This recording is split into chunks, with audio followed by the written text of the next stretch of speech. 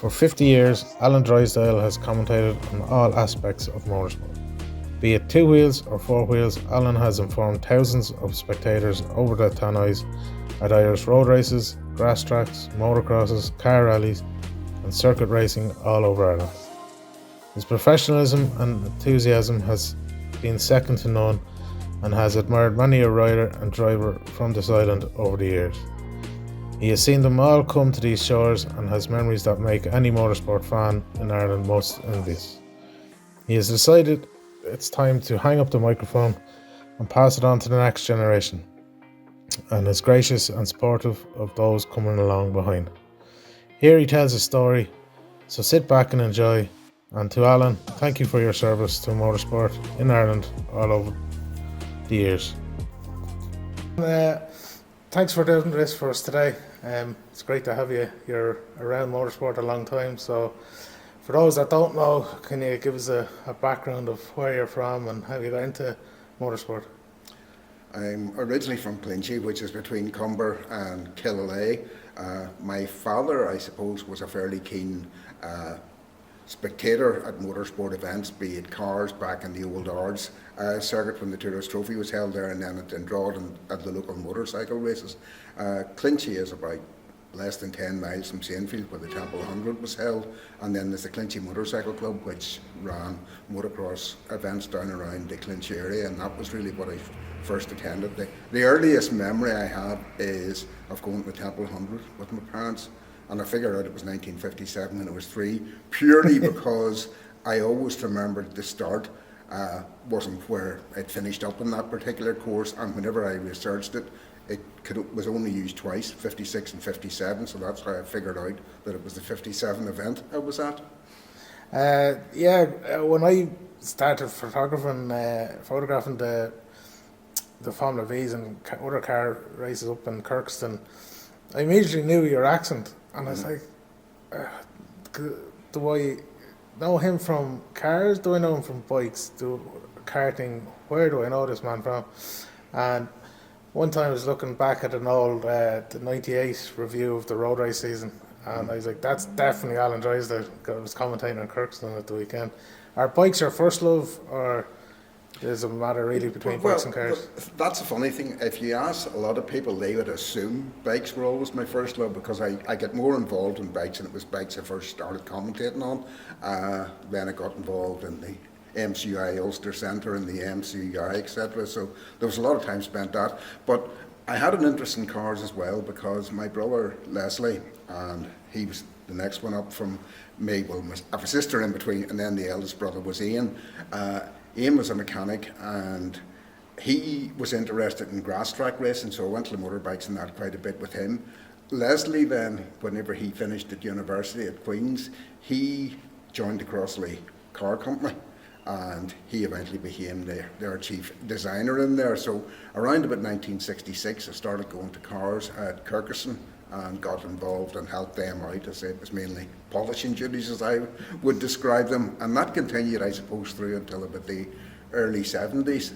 And then at that stage I had started to drive, etc., and was going to events of my own, and somehow or other, and I can't really say, I got more involved in motorbikes again, and that's when I then sort of, one thing led to another, and I get into motorcycling. I'd been to Kirkerson off and on really from the 80s and right through to 2009, and how I ended up commentating at Kirkerson was Chris Fair, who's the regular commentator there, was away in July 2009. He was on holidays, and Leo Nulty had stepped in to help them out on the day, but Leo was racing his imp as well in the two, I think it was historic races he was racing it in that day actually. And Richard Young, who had known from years, and in fact had commentated with Richard for Downtown Radio at the Ulster Grand Prix for a couple of years, Richard asked me, would I go and help out, and I've been there ever since until September passed. And what drew you to do commentating? It looks easy to do, but there's a lot of work involved that people don't realise. Well, the answer to that is quite simple. I was involved in the Clinchy Club, and we used to run a marathon motocross for charity, and it lasted for 2 hours, and the riders teamed up in pairs, and they had to do a specified number of pit stops and change over. And and the 23rd of May, 75, I always remember the date, we were on this at Dorns Rock, which is outside Saintfield, and the commentator that was supposed to be there, Davy McBride, Davy had a problem. I think the van or something broke down and he couldn't make it. And Hughie Simpson and I had put up the speakers. Hughie actually supplied the speakers for the event as well. And he says, Alan, sure, you can do it, you try it. And that was it. I literally started there and then. It ran for, I think, over 2 hours. And it was quite an interesting event because they always argued for about a year afterwards as to who had actually won it, because lap scoring it was an absolute nightmare, keeping check as they went in and they were supposed to change bibs or something else. But I was able to follow most of it, to be honest, in my head, maybe for the first three, not every team, but I got the first three right, I remember, at the end of the 2 hours. And then after that, went somewhere the next week. Lurgan Park, I think it was the next place I went. Davy McBride also raced sidecars in the grass track, and Davy had heard I'd been commentating at Dorns Rock when he hadn't turned up, and come the sidecar race, he says, Alan, you do this and I'll pick up whenever I come back in from the sidecar race. He came back in from the sidecar race and he never came back over, so I ended up commentating there for the night, and then I suppose word just got out and I was asked to do more events. Yeah, you definitely have the voice for it, like any good commentator. If you look at the great Murray Walker, God rest him, he's gone, he had the voice, and you know, the likes of Leo as well down here that does the cars, they're fanatics about the sport as well as just there to do a job. Yeah, that would have led you to get to know a lot of people in motorsport that competed in all disciplines, bikes, cars, rallies, whatever. Yeah. Well, getting involved with the people in motorcycle, I was also involved in the organisation of SEF events for the Clinchy Club, and for a number of years I was race secretary for their off-road events, not necessarily the road race, but I helped out the guy, wasn't it, too. And you got all the information in there because people were sending you an entry form so you had their name. When I started commentating at first, you know, you'd have been on the programme as B. Craig. Yeah. Nobody would have known your first name unless you went and asked them. In fact, very often the commentators, they might have known the Christian names of the first 2-3 people. So I remember making a point, and I used to go around and ask people, you know, what is your Christian name? If you have any preferred nicknames and all this malarkey. And that was at the start of it. Didn't do it towards the end of the career, but I say at the start. And in those days, nothing was electronic. You know, you had to lap score virtually on your own. Times at road races and that, you got them probably 10 minutes after the race had finished, so I became quite good at actually lap scoring on my own and timing on my own. But that when you say about the names, not having the Christian name first, that stems from actually horse racing. Yeah. Because the horse racing cards, the jockeys are like that, and we're up to only a few years ago, and it was actually the media that got onto the organisers and said, look, we need the full names of the jockeys. So that's where that would have stemmed from, I would say. So when did you first do your commentating down south? I didn't actually do that much down south. The first thing I would have done down south, actually, I think, was a motocross many years ago down at the, what I've got to say, horse racing. It's for the horse, the Curragh. Oh. I did an event down there for that, and that really was it. I then did a couple of, there's a motorcycle race, road race down at the Tay. I did it for a number of years, and I suppose I'd been up Mandela. Wasn't at Mandela the first year, it opened in 68, but I was there in 69, and through to about 73 I've been all the events, but I didn't commentate in Mandela until, on cars, until 2017 I come down, and then Lee was, give him a hand, and that was it. I only did a few events down in Mandela, to be quite honest.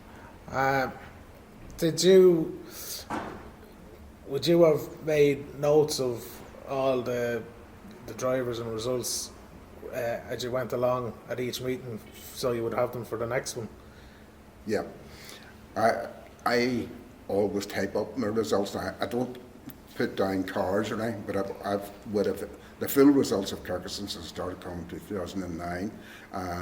Bike racing and that, or motorbikes, I would have done the same at short circuits, road races, and even if I didn't commentate at the road race, but it was maybe commentating, say, at the Grand Prix or one of the races, and the same with short circuits, I would have kept my results up to date for the Irish Championships and that, you know, for all the events, and at Kirkerson, I have the full results. Bikes, I would have the full results somewhere else, but for my crib notes, if you want to call them that, I usually just did the top 10 or whatever the championship point scoring was, which I think was 10, 15 usually. So you would have really seen the golden era of both bikes and cars up the north, be it Kirkstone or Bishopscourt or Nuts Corner, where you seen the youngsters back then, the likes of the young Brian Reeds, Joey Dunlop, Robert Dunlop, McCallans, Jerry McWilliams, and then in the car side, Donnelly and McGarrity's and all them come through. What meeting out of all those would have stood out for you, even to today? Probably the Ulster Grand Prix. The Ulster Grand Prix was a fantastic event. I certainly went to it I'm trying to think. I went to my first one in 1961 when I was a 7-year-old. Came through that, and then from 75 I helped out Tommy Robb and Donald Fleck, who were the commentators. I was lap scoring and taking notes for them, and then 76 was the first year I commentated at it, and I commentated through until 1997, and at that stage there was a deal going on with BBC.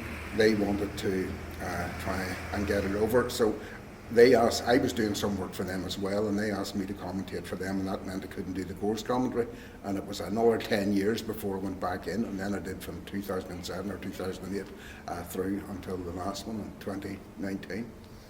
And not only the changes you would have seen in drivers and cars and bikes and stuff, you would have seen the development of Kirkstone and Bishopscourt and Mondello, even though he didn't commentate much until later down here. Well, I've always been aware of the development of Kirkstone over the years, and I was aware of, I was at Bishopscourt in the 60s through to the 70s, and then Bishopscourt closed, and there was two variations of circuit there. There was the original 3-mile perimeter circuit, which was absolutely superb circuit, and then there was a 2.5-mile circuit, which used most of the current circuit. In fact, it used all of it, except where they came up the back straight now through Ringawaddy, and that was actually the paddock in the final stages of the car race meetings there. But trying to think, 2007 I got involved in an organisation called 2 and 4 Wheels, and 2 and 4 Wheels was an umbrella organisation for all the motorsport governing bodies in Northern Ireland, bikes and cars, and its aim was to try and get government funding. So when you talk about the development, I was the chair of 2 and 4 when we went to the government, and we got, I think it was 2009 to 11 was the period that it actually ran from, but we got 2 million of the government, and that was actually what funded most of the garages at Kirkerson, the new toilet block and the paddock, and then at Bishopscourt it did most of it resurfaced about half of the circuit, and there was a few other developments within there as well that there was financial assistance with. It's one thing I noticed from travelling up the north since I was a kid as well. They always had a great sense of getting things done on a really small budget, but yet they had great meetings like the Ulster Grand Prix, and then like good series and rallying like Lurgan Park rallies, one-off rallies, and karting was big. I don't know what it's like as much now, but there's a great sense of camaraderie up the north between people for motorsport. I find more so than down south. Why do you think that is?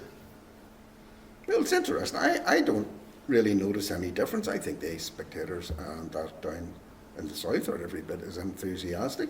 The rallying and all down here, I think, is a fantastic scene. No, in terms of events, the spectator-wise, yes, it would be popular, but they seem to have the likes of, if we need to get running, like the Starmounts sprint back in the Millennium, get that going, where down here they had the Phoenix Park, but that was the last of those street races that have disappeared now.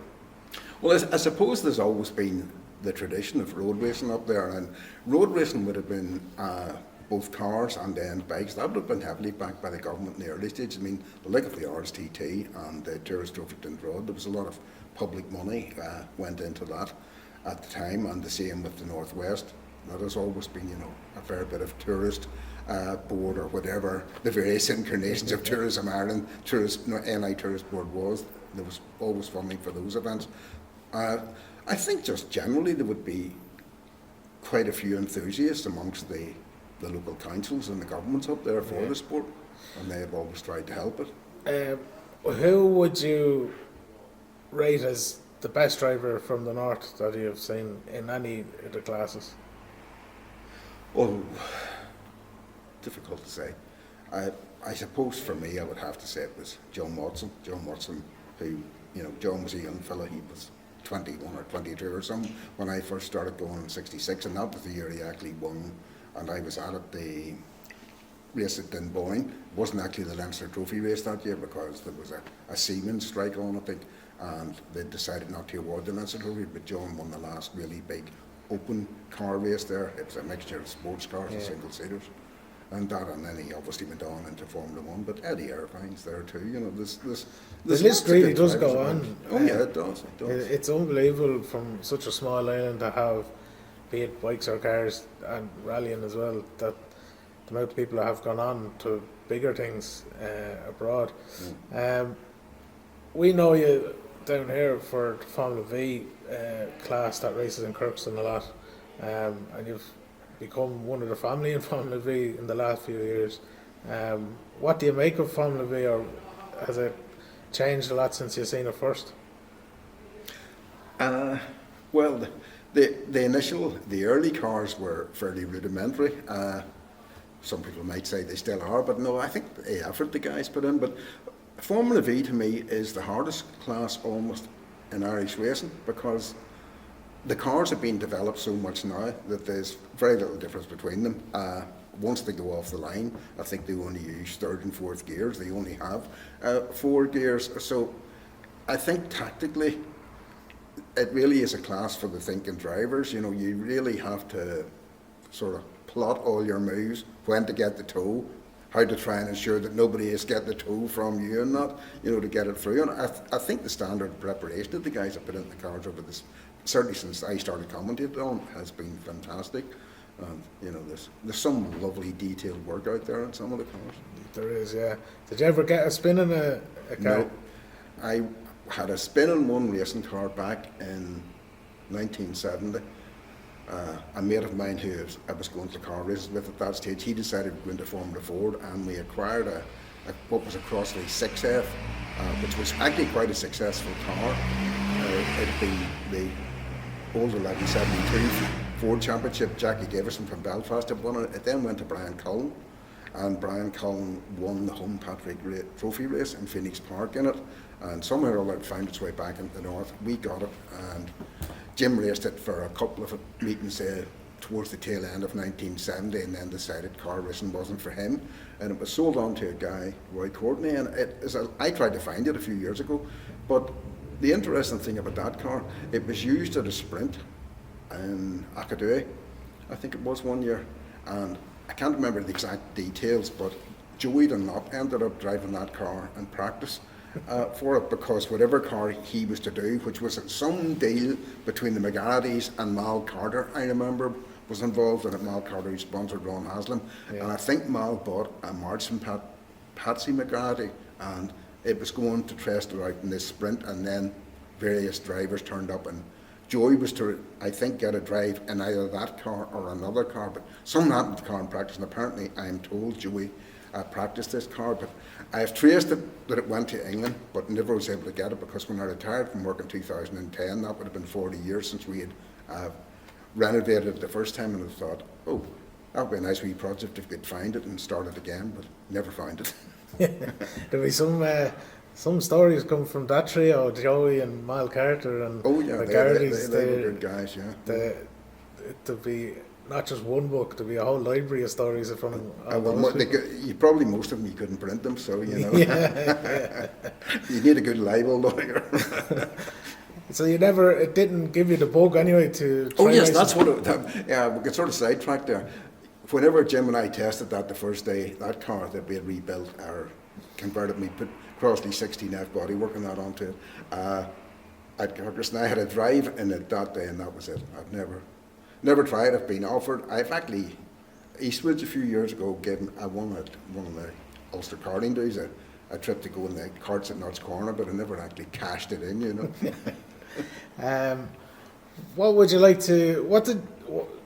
Commentary wasn't your full-time job. What did you do as a career outside of commentary?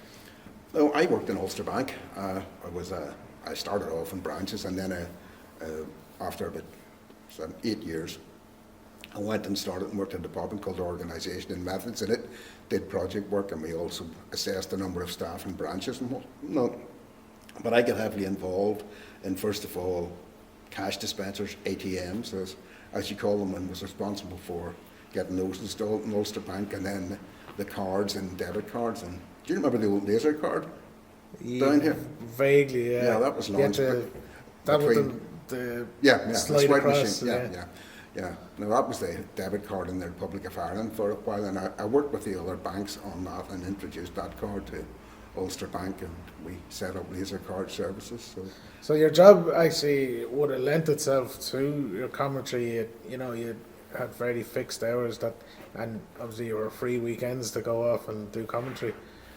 In the early days, yes, but I suppose come the 90s, I decided, there's no money in commentating. It's good fun, it's good crack, but need to concentrate on the bank. So I did reduce it back, because at one stage I was doing grass tracks, motocross, road races, some short circuits, and it just, spent too much time on it. And I got married in the mid-80s, and family life, and I spent a lot of time in my banking career actually on projects that took me over to our parent, which was NatWest at the time, and then I was on various interbank committees down south, so time became precious, and that was when I scaled it back, and I stopped commentating motorbikes about 5 years ago, and then just finished out the career at Kirkuson. What would you say was the hardest race you ever had to commentate on? Hard from which way? I mean, the road races weren't good. They were very, very exciting, but occasionally there were fatal accidents in them, and you knew maybe, that somebody had unfortunately passed away during the day, and you sort of had to commentate on, and those were hard days. But other than that, I've never really found it hard. There's obviously, we had a fatality in a car race at Kirkuson as well a few years ago, where Paul Cohen sadly lost his life. But I mean, I've never really found it, what would you say, ever since transponders and that came in, it's relatively easy, providing the screen stays up. Yeah. The hardest thing was when you were doing your own map score and trying to timekeep in your own. You occasionally got lost. Yeah, so from the young commentators coming in, it's unusual to see that happening. You used to see guys coming from carts into cars, or young guys learning to be mechanics about prepping cars and stuff, but rarely you see young guys coming in to do commentating. It was always an ex-driver or something like that. It's good to see. It is good to see, but I think the whole situation is changing, and that's why you'll see more young people coming through, because there are so many people now who, they all become bloggers. Even if you look around the paddocks, the number of people who are actually making vlogs or whatever they're called on their race weekend, and that's increasing. There's an awful lot of people now, you cover Formula 1 and come in, and I'm not sure it's all legal, but if you go onto YouTube, I don't take out a Sky subscription, I just watch the highlights. But you can go on there, and some guy is sitting with all the information that you can get from Formula 1, and he just sits and makes his own, puts his own commentary over to say. You don't actually see the pictures, but you get a good idea of what is going on. He's obviously watching the pictures. If you were starting out now, with the advances in technology, like you were saying, you had to do your own lap times and lap charts, and are you kind of sad in a way where that's coming in now that you're at the end of your commentating career, or were you happy to, or would you have changed it if you could when you were starting out? I'd love to have had all the technologies available now then, but I mean, I'm just 50 years is long enough, but I think there's a great opportunity for somebody else to come along and I mean, Kirkuson has its own coverage in this past year has been gone out of the events, and that can be developed. Holder Flat, I think, is that it? No, I'm not sure if it's Holder Flat, but Glenn Montgomery has been doing a good job at Kirkuson. The events are going out afterwards, and I think there's an opportunity to get the whole thing going out live. Yeah. On some channel, whether it's and Mandela, the ICCR, they have done a fantastic job in recent years. Yeah. I sit at home and watch that. Yeah, it has. I see it has its advantages and disadvantages. Obviously, people that can't get to the meeting can see it, but then if the weather's bad, people kind of tend to stay home and watch it on TV then. There are two sides to it, because that was one of the problems, and I mean, I don't want to particularly get into what I think went wrong with the Ulster Grand Prix, because I don't really know, but I certainly know that it was actually because the event was being televised by the BBC. If there was wet weather, people just didn't turn up. Yeah. They just said, well, sure, come sit and watch it on TV. And I can't understand, because I haven't been to North West for a few years, and I just sit and watch it on TV. Although, in many ways, I nearly prefer to listen to it at the sound, because you have to commit to sit and watch it. If you have the radio going or some device going, you can hear it and you can actually. I was just going to say that you can work away at the same time. I think there's possibility of. I know when the British touring cars came to Mandela years ago, they had BTCC radio, and you could tune it into your car radio as you were driving to the track. You could listen to it, and the likes of the Manx radio, the AM. For when the TT is on, it's great because you can still do whatever you have to do, but listen to it as you're going along. You don't have to, like you say, commit to watching it. So maybe that's a possibility that could be done. Well, the problem is to do that. The licenses, I can't speak for in the Republic of Ireland, but the license in the North of Ireland is actually quite expensive, because I looked at it to do it, and it was one of these things. The license was expensive to get it to cover all the events, and then at that stage, I think it may have eased a bit since. They also had this sort of Ofcom, or somebody came or sent somebody to certify your equipment, and you had to buy top of the range, whereas the reality is you can go and buy a little transmitter off eBay, which would give you the coverage you need for around Kirkuson, but perfectly adequate, for 20 quid or so. I notice when I go up to Kirkuson, it's predominantly an older group of spectators that go. Why do you think young people aren't turning up to, and I see it in Mandela as well, turning up to motor racing these years? I don't think young people are particularly interested in racing. I don't know why that is. I don't think young people are particularly interested in cars. There has to be something more to it than that. I haven't been down now for a couple of years, but the August Festival at Mandela, where there's sort of the vintage cars and that seems to attract a bigger crowd of spectators. Obviously, the drifting attracts. That's right. So I think we have to find something to tap in, and it may well be it all needs a bit more of the social media side, and young people want to interact. They're not just casual standing there watching as we did in the past. And I remember whenever I started going to Kirkuson was packed for car races. There really was. I mean, at Bishop's Court, you actually had to pay to get into the paddock at Kirkuson, and at Bishop's Court, they had grandstands, and this was just for ordinary events. And the ladies were there, lots of them, and they were all, it was almost like a fashion display sometimes, and say that all disappeared now. It's almost a bit hard to figure out why things like that happen, but I think it's just because everybody has a car now. Even in the 60s, there weren't that many people who had two-car families about. That has all changed. Everybody usually.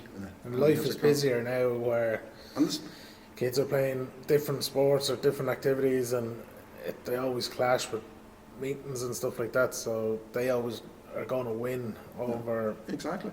It's a shame. It's just like, you don't know, if it was on telly more, would it attract a crowd, or it's hard to know. But plus, what you're talking about earlier. Sim racing, which you can go and do your sim racing. You can be a gamer. You can do all these things now. People's entertainment has changed. So I don't know what the future is really for it. So to finish up, you're down here this weekend at the Formula V dinner dance and awards night. Who would you predict for the championship next year?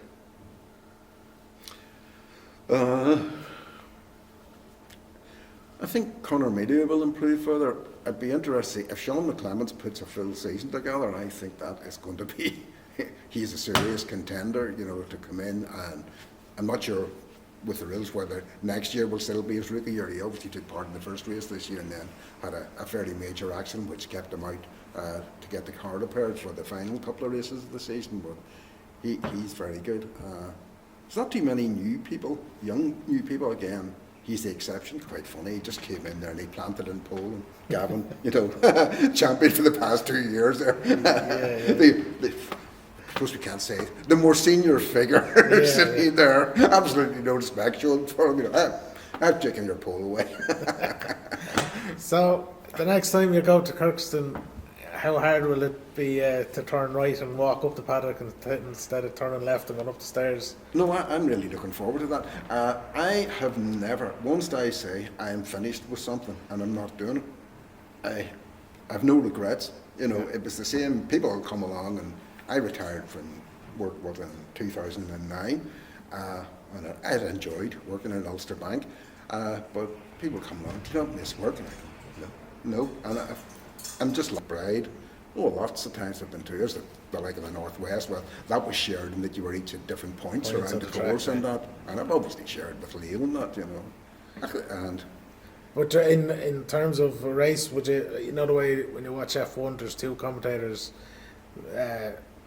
sharing the mic essentially in terms of the same race? Well, that's, yeah. I mean, Chris Fair and I would have shared the commentary at Kirkuson. One of that two commentator role is not really a two commentator role. It's actually, in most cases, a commentator who calls the race, and then you have an analytical commentator if you want to do that, and they're the ones who sort of will wade in with the sticks and that. One of the problems I suppose I have had is anytime the guys I have commentated with, and that would involve, I did a few TV commentaries with BBC, and to be honest, they didn't really work out, in my view. BBC never told me this, but in my view, you need a different sort of person to provide that analytical commentary, and that's why ex-players and that, and football and that, they are absolutely brilliant in that role because they can bring what it is like. And when you commentated on, say, for the TV stuff, the road races, did you go to the races, or did you wait to see the races back to commentate on them? Well, I've been at the races, I know, but what happened there was BBC would have given you then their edited video, and you would look through that, and then you go in and you dub the commentary over that. I've actually dubbed commentaries down here for the Kells road races and the one down 1 year. Faugheen? Where's Faugheen? Tipperary. Tipperary, that one. Yeah. I did that 1 year. I can't remember the name of the company I did it for. It was somewhere out in, was it Dunleary or somewhere out that way. But I've never actually been to those two races at all. And that was interesting. But I mean, again, you knew the results, and I knew the riders from, seeing them up in the races in Northern Ireland. So now that you've hung up the microphone in Kirkston, obviously you're not going to stay away altogether. You're going to come as a spectator and watch, are you? I hope so. I hope so. I say that, Barry, because it was the same thing when I gave up the bikes. As everybody says, and I have a standing invitation to go to some events, but I haven't actually gone back. But I think the cars will like to go, and if I go to anything at Kirkuson next year, I'll probably go to the races, believe it or not, that the Bs are up, because I say they just, to me, provide great entertainment, and there's great strategies worked out. Maybe they don't work out their strategies as much as I think they do, but I always think they do. I mean, for a track that's like literally just two straights, a hairpin, and a couple of other corners, the racing is superb. It's a shame that the budget isn't around to, the RPM motorsport days where they could film some of these races, especially in the COVID times when there was only the select few able to go. They were actually some of the best races ever. Yeah. And you got to commentate on them. In Formula V, who surprised you, or maybe who would you have classed as a really top driver that you've seen throughout your time in Formula V commentating? There's lots of them. Kevin O'Hara's an absolutely very, very fast driver, and then he does first thing. But to say, you've got to look at back. I suppose Ray Muir was coming to the end of his time in it there, but he was a super tactician and he could wind the other guys up like nobody's business. He probably still does. He probably rings them and texts them, even though he's not racing anymore. The other guy who was brilliant, and this goes right back to the early days of Formula V, was Brian Hardy. And eventually when he moved into Shane, I first came across Brian in, he was actually motocross, and he was part of the, I don't say the Dundalk Mafia, but there was a whole crowd of them, the Kellys and that around Dundalk, and they were all very, very talented guys. And whenever Brian took that over the cars, I always thought he was a superb driver. Yeah, he was, But I mean, you look at Anthony Cross there, well, he got 5 titles in a row, Dan Polly, you know. We have drivers who dip in and out, but they can all come along, and I say, Ronan Doherty was very impressive when he ran it a few years and eventually won the Leinster Trophy there this year. And that guy that took pole at Kirkuson, Sean McClements. Yeah. I mean, that again was super tactics that he got down into the hairpin. I can't remember who it was now, but he let another car go ahead of him and then took the toe and got round. Now, in a race situation, it wouldn't have converted to a win because the other guy would have blocked him, but they both were still trying to get time, so he was able to take the toe and get pole position in his first race at Kirkus. It's interesting you say that those last two, Ronan and Sean, have come from sim racing. Yeah. What's your views on sim racing compared to back in the 60s when you first went to Kirkstone? That was long before sim was even thought of. Oh, yeah. I mean, a lot of the guys who were raced at Kirkstone in those days just turned up and raced on the day. They didn't practice, test or anything in between. Didn't probably work at the cars in between either, a lot of them. They just turned up. But I mean, that's just the way the world has moved on. I have rarely actually watched a sim race, but one night I did get caught in a few years ago. I think I came across this on YouTube, and I was sitting, it must have been a Formula 4 event, because I remember Jordan Kelly was sitting, I was sitting looking at this and thinking, there's something odd about this, and then eventually I caught on. It was a sim race and not a real race, because it was, I think it was around Oulton Park. I'm pretty sure it was Oulton Park. Yeah, they have a series of all those tracks around it, but undoubtedly, I mean, the number of guys are coming through from that, and Conor Melia obviously races sims, and it's commentators coming through as well, don't forget. That's right. Evan is absolutely superb. I had heard of him, and then he came up and Bishop's Court, and he was helping me out that day, and in fact he ended up doing most of it, because I think there's only twice I have totally lost my voice. Once was at the Ulster Grand Prix many years ago, and the second time this year was at Bishop's Court, when you sort of know during the week, I have a cold coming on here, you know, hopefully it'll hold off, but none of the usual remedies worked, so that was it. So Evan had to do most of Bishop's Court this year. Yeah, and he did a superb job. Alan, it's been a pleasure talking to you, and it's been even more of a pleasure to listen to you over the years doing commentating. You'll definitely be missed, and the best of luck in your retirement. Okay, thanks very much.